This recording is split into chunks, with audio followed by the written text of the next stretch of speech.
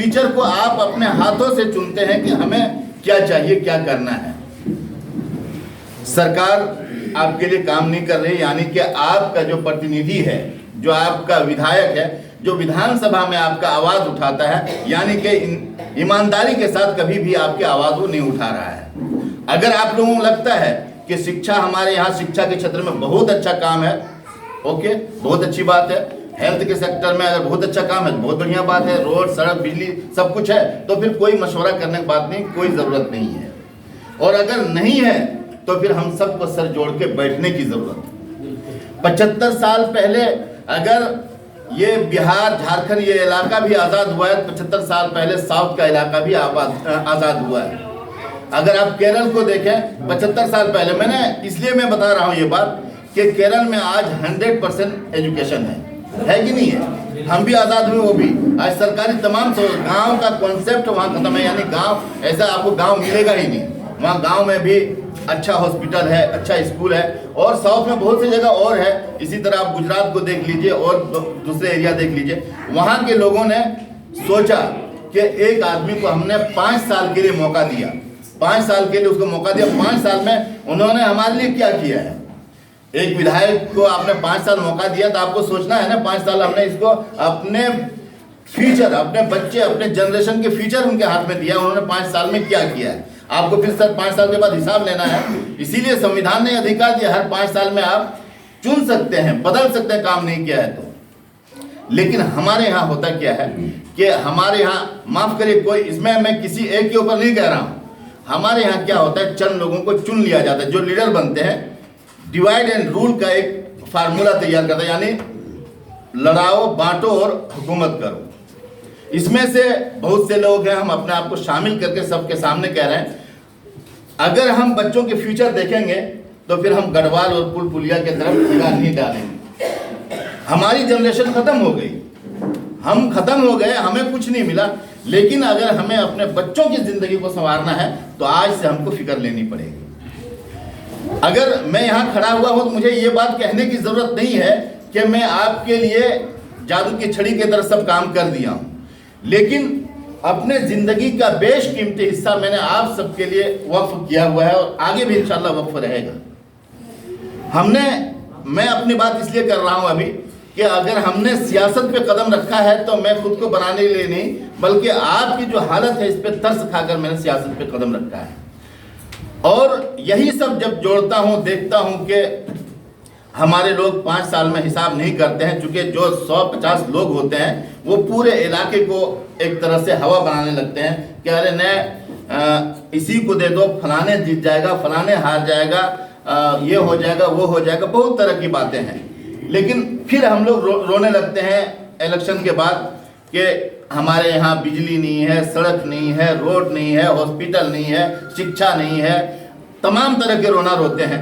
तो हम कहते हैं जब इलेक्शन के टाइम आता है तो हमें सोचना भी पड़ेगा ना, हमें फिक्र भी करनी पड़ेगी ना कि एक आदमी, अगर हम अपने क्षेत्र की बात करें, 40 साल से उनको हम लोग वोट कर रहे हैं।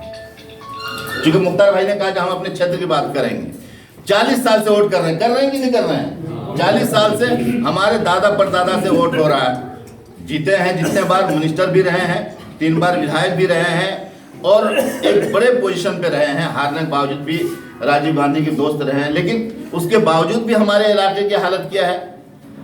उन इलाकों में अगर हम, जैसे डॉक्टर साहब ने बताया कि हम अपने इलाके की, हम कभी भी किसी भी तरह कोई बांटने की बात नहीं करते, लेकिन अगर हम अपने हक और अधिकार की बात नहीं करेंगे तो हमारे हक और अधिकार की बात कौन करेगा, कौन आएगा करने के लिए।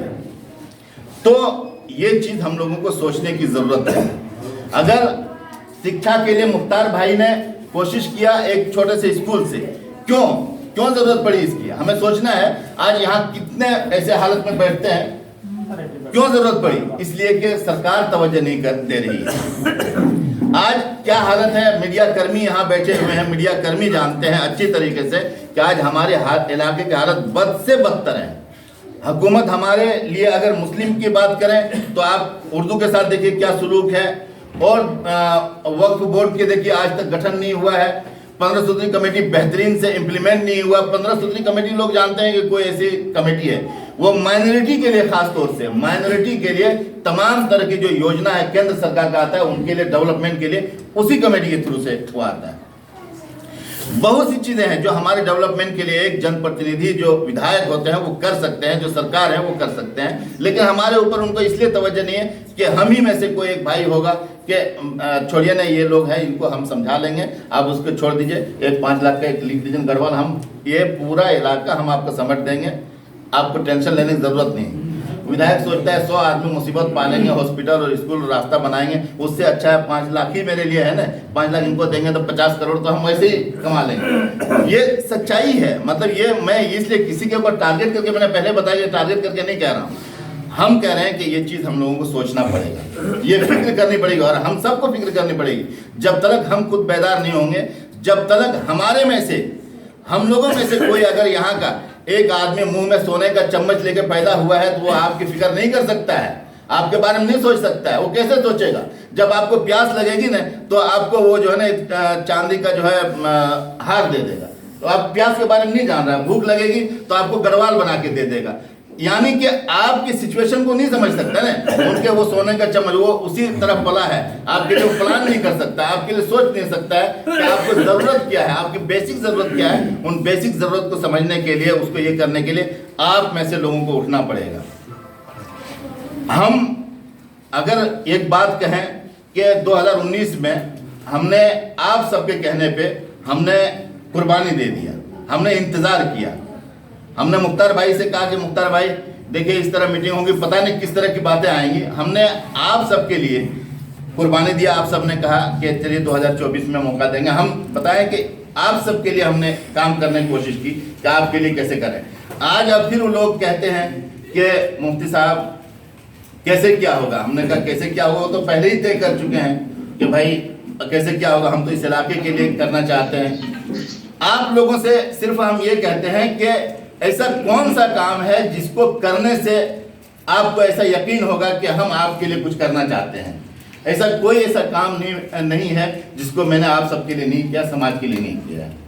हम तो आपको जोड़ना चाहते हैं, अगर हमसे बेहतर और कोई है उसको हम उठाना चाहते हैं, हम आपके साथ चलने के लिए तैयार हैं, लेकिन हमारे क्षेत्र के, हमारे एरिया के लिए वो आवाज़।